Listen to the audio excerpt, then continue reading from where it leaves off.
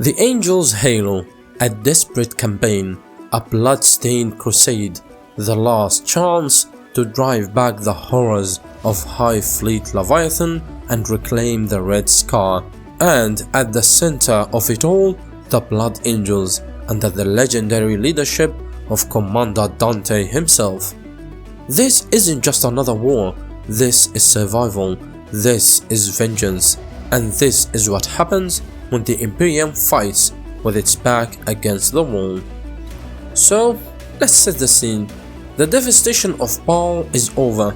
The Tyranids came like an unstoppable tide, a never-ending swarm of claws and hunger, but Baal still stands. Barely. The battle was apocalyptic, Blood Angels and their successors throwing everything they had against Hive Fleet Leviathan. It was only the arrival of Guilliman and the Indomitus Crusade that saved them from total annihilation. But survival isn't victory.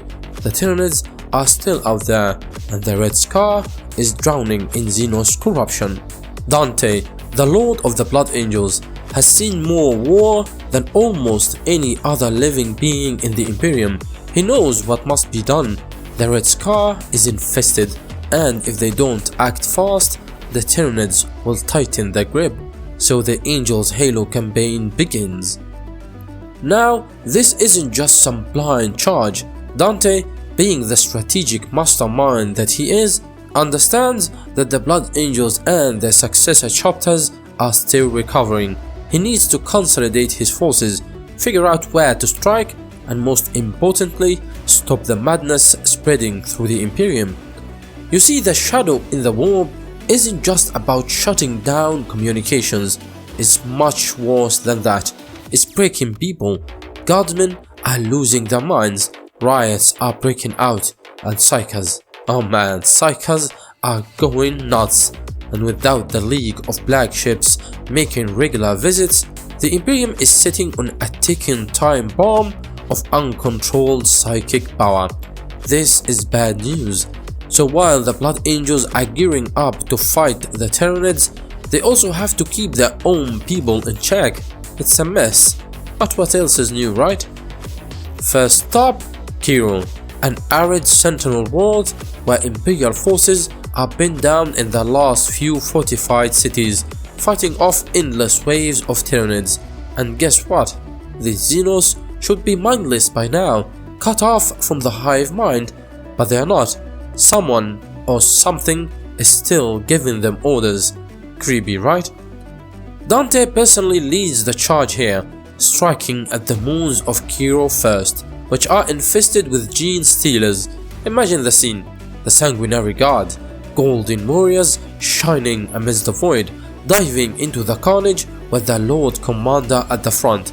And then there is the Sanguinor, the enigmatic angelic figure who only appears in the Blood Angel's darkest moments. When he shows up, you know something big is happening. Meanwhile, on the planet's surface, we've got Chief Librarian Mephiston leading an infiltration mission. His goal: get behind enemy lines and find out what's really controlling these swarms.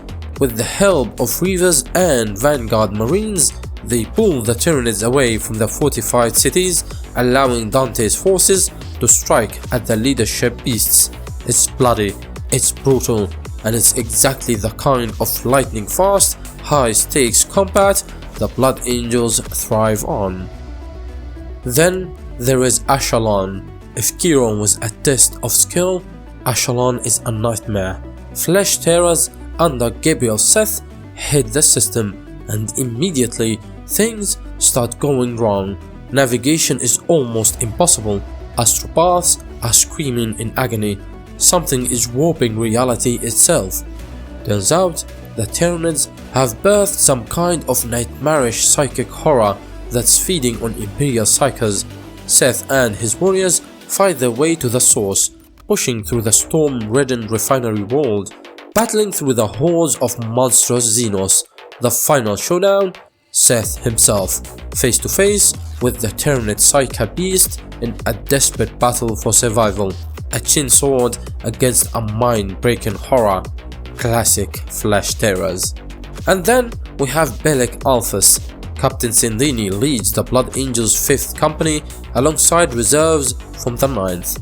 Their mission: relieve the Imperial Guard garrison trapped in the Recon Fortress. But of course, the Tyranids aren't about to let that happen. Picture this: the guardsmen are barely holding on. The Blood Angels arrive and start evacuating survivors. But the moment they do, the Tyranids surge forwards. A Moloch erupts from the ground. A Hive Tyrant and a force of Zoanthropes unleash a devastating psychic assault. Gene Stealers are suddenly inside the buildings. Everything is chaos. And then it gets even worse. The garrison's own troops, men and women who had fought for their lives against the Tyranids, start bursting into flames, consumed by psychic energy. The Tyranids had turned them into living bombs of war power. The whole battlefield is on the edge of annihilation. Belek Alphas is falling, and the question is, can anyone stop it? The Angels' halo is more than a war. It's a testament to the Blood Angels' resilience, their eternal struggle against the darkness, and the brutal reality of life in the 41st millennium. This is what it means to fight against the Tyranids. There is no mercy, no retreat, only victory or extinction. But this war isn't the beginning of the Blood Angel struggles. Before Dante could launch his grand campaign, the Imperium had already been embroiled in a battle against a far more insidious enemy, chaos itself. The Plague Wars had torn across the Imperium Nihilus, a war where the very air turned to poison and the dead rose to fight once more. Before the Angels' halo, we need to look back at the horrors that preceded it: the war against Nurgle, the corruption of the Imperium, and the struggle that nearly killed Roboute Guilliman and broke the Ultramarines. So check out the Plague Wars, make sure to subscribe, like the video, and hit that notification bell.